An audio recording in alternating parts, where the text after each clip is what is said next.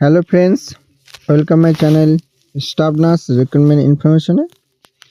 গতকাল আমি আলোচনা করেছিলাম যারা সিলেক্টেড হয়েছে সিএসের জন্য সিএসও করবে কি না সেটা নিয়ে আলোচনা করেছিলাম। তো যারা যারা এখনও ভিডিওটি দেখোনি, ভিডিওটি চ্যানেলে গিয়ে দেখতে পারো যে সিএসও করা ভালো না সিএসও করা খারাপ, সেটা দেখে আসতে পারো।